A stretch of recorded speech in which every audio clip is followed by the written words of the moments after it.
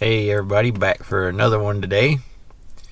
Got something I think that'll be interesting to y'all. This will be the second video and second step in the process of raising queens and making splits, or at least how I do it. There's lots of ways to do it, but this is how I've been doing it the past few years. Today we're going to be what they refer to as grafting queens, or grafting queen cells, or grafting larvae. There's a few different terms for it, but what that entails is, so we're going to be taking a frame of brood out of the hive. We're going to be identifying larvae that are the correct age, and we're going to be transferring those larvae into cell cups specifically designed for this process.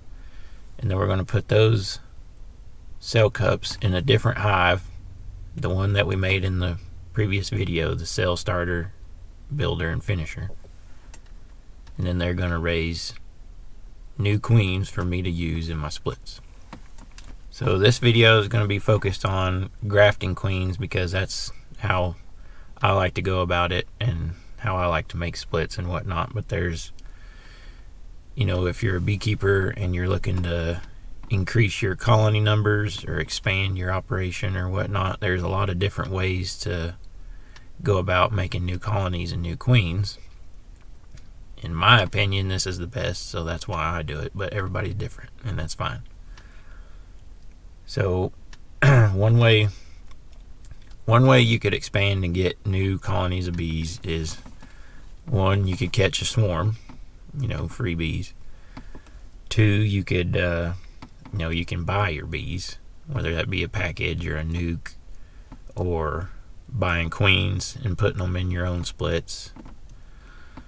Or you can do what they call a walk-away split, which is where you take some frames of bees and food and make sure they have some eggs in there, and you just take them to a different location and you let them do the whole process themselves, raise a new queen, hopefully from those eggs. That's my opinion, that's the poorest way of doing it, because you get the poorest quality queen that way. Those queens are considered an emergency queen. They get, typically they don't get the full amount of nutrition and care that they need from the bees in that hive, just because it's a stressful situation for them, and a whole lot of other factors. The reason why I like to graft is, number one, excuse me, you can select the genetics that you want to promote in your operation. So it's similar but not totally the same as, say, like a rancher or somebody breeding horses or something. But like a rancher, they select bulls with genetics they like.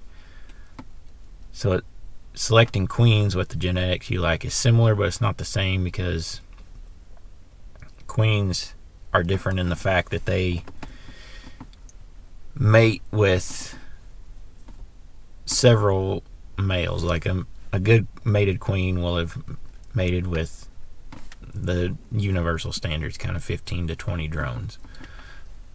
But there's reports, they can mate with a whole lot more. But the more they mate with, the better, because that gives you more genetic diversity in your colony, which has its own benefits. There's a really good video out there about all of this with Bob Binney, and his name escapes me, but I think it's a professor at the University of Georgia. They do a whole lot of research on honeybees and whatnot. And the way queens and honeybees mate and whatnot is considered polyandry. And Bob Binney and the guy, I can't remember his name, they did a really good video explaining it all, a whole lot better than I could. I may link it in the description. So like I said, number one, you can select for the genetics when you graft. Number two,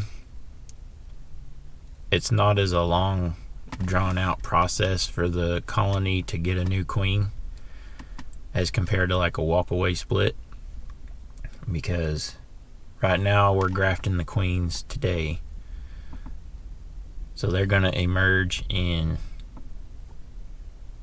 13 days, in a perfect world, from today. And in 9 days from today, hopefully, in theory, I'm going to have the splits ready to go and everything. So in 9 days from today, I'm going to be placing these cells in splits that were made a day or two before. So there's less of a lag time there. If I'm probably not being very clear about that, but so I'll put the cells in the splits, and within 10 to 14 days, the new queen could be laying. Now, it's very dependent on weather, and we'll get into that later. But say in 2 weeks, she could be laying, as opposed to like a walkaway split. From the day you separate those bees and make them their own colony, it could be a month or more before she's laying. And that means the bees in that colony, that whole time, all they're doing is getting older and older and older. So then by the time she starts laying, those eggs she lays, they won't emerge for another 3 weeks. So it could be from the time you make that split until the time you get new bees, could be 7 to 8 weeks, 2 months almost. So that's way too long for that colony to be productive. In this one, from the time we make the split until the queen starts laying, could be 2 weeks. So that means you could be getting new bees in 5 weeks. So just a lot better, in my opinion.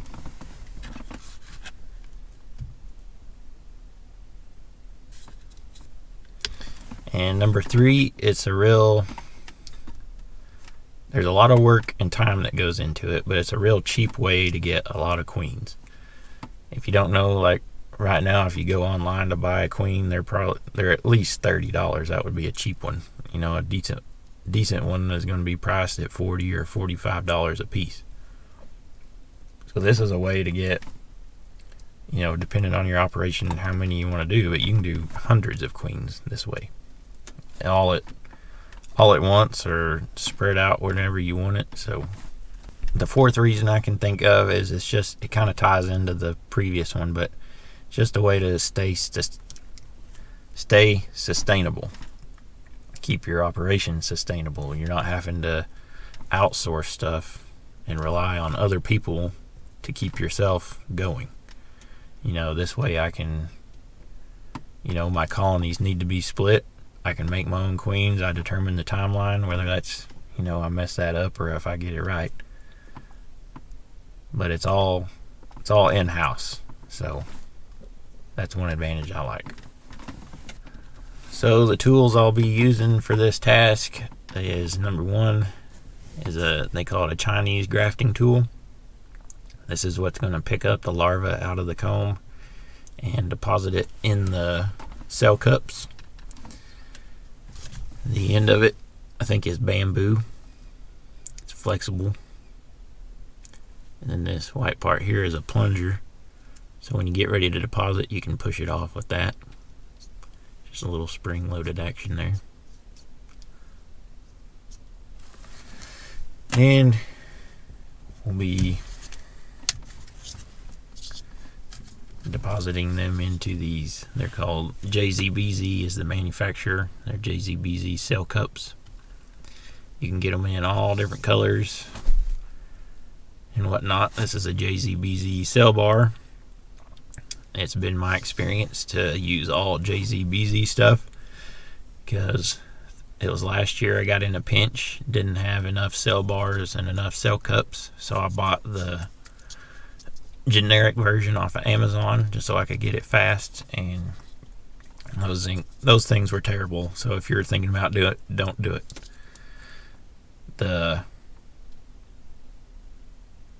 cups themselves didn't fit in the cell bars very tight, so they tended to fall out. You just flipped it over like that and they would just fall out, a bunch of them. They were definitely way too loose to go in the JZBZ cell bars. And on top of all that, the bees didn't accept them near as well as these. These I've never had a problem with bees accepting. And neither is anybody else that I've seen on YouTube. So if you're going to do it, stick to a name brand manufacturer and do not get the stuff off Amazon. So these cell bars here, they can hold 15 cell cups. You don't have to use all the spaces. You don't have to graft that many, and then they go in a cell bar frame or a grafting frame, whatever, queen rearing frame, whatever you want to call it. There's another notch here, but that's just for if you run 2 cell bars. It's designed to hold 3 cell bars at the max. So that would be 45 cells you can graft for one frame.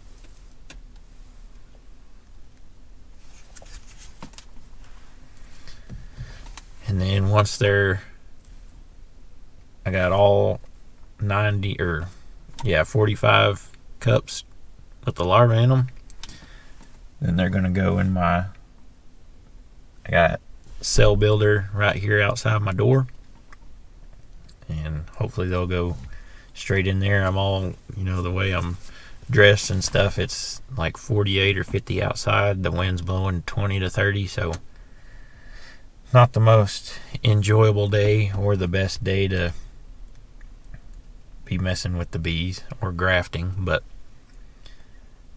as I said in the previous video, the really first step is to identify when your colonies can or should be split.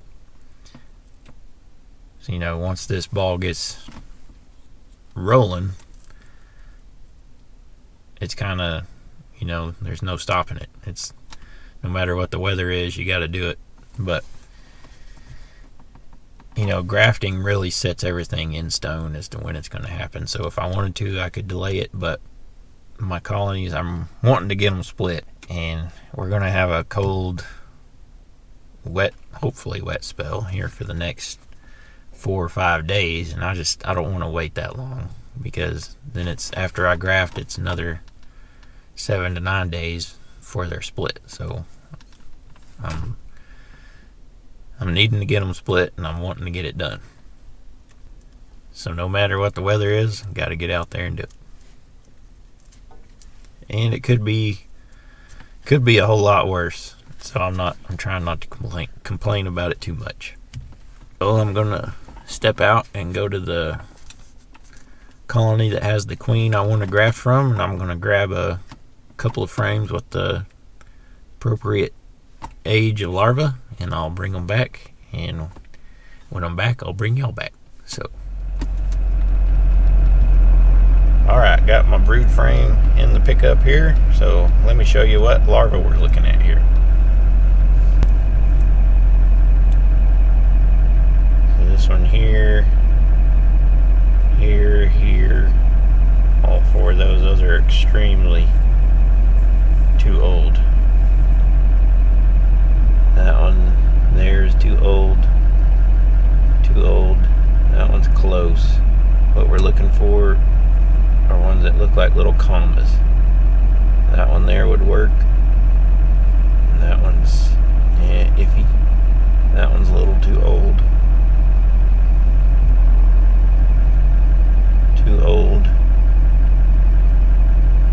That one would work. That one would. That one's really good there. The reason you look for the proper age is because these are all destined to be regular worker bees, and for them to turn into a queen, the nurse bees have to feed the larva a special diet. And as the larva gets older, the diet changes. So we're looking for the youngest ones that we can see. That one would work.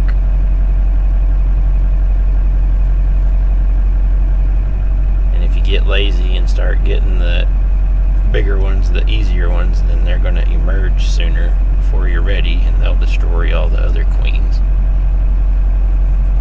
So yep, just going to have to pick my way through it.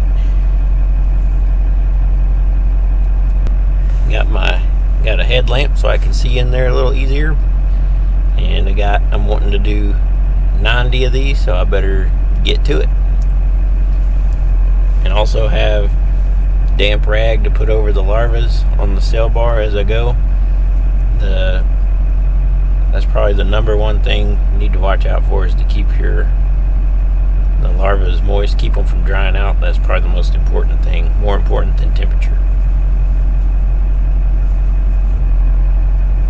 I've got the pickup running just to give us a little bit of heat in here, but like I said, moisture is the most important.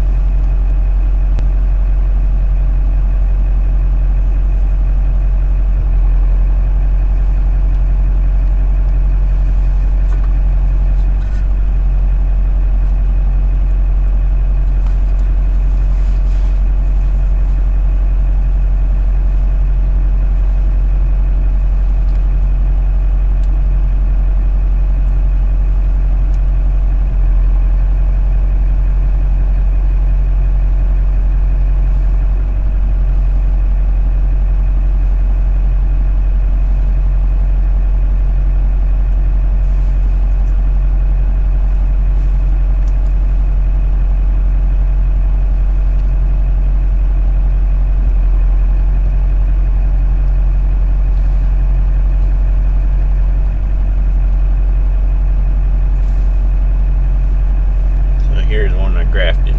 Use my phone because it should focus in a little better.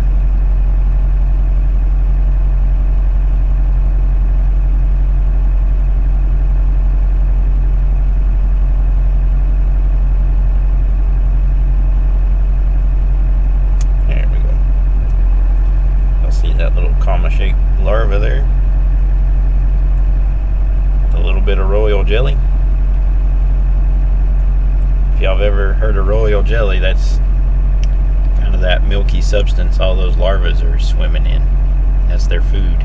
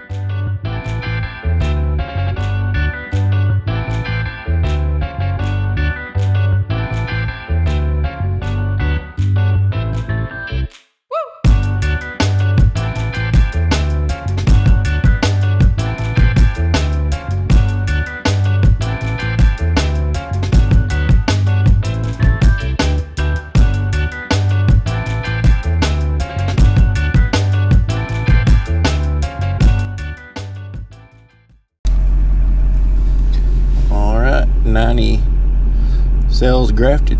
Need to get them in the cell starter.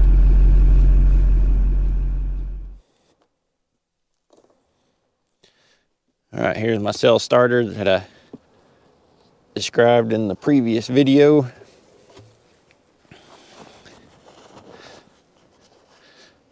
Queen rat section's up top, so we'll get her off.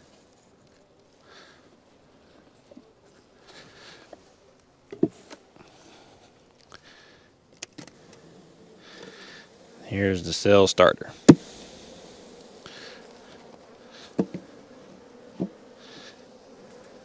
Left this spot blank in the middle just to speed up the process when I want to put the cells in there. Earlier I already went through every single frame and destroyed any queen cells that they had started. So now they're hopelessly queenless, and that should mean that when I put these cells in there, they're going to look at those like gold and treat them like royalty. because that's their only shot at making a new queen and surviving in their eyes. So I'll put the cell bar in there, and then I'll give them some pollen patty. They're already filled up their feeder. It's full of syrup. So let's get to it. And I always handle these upside down like that until I put them in the cell starter. I don't know if that's important or not. That's just what I do.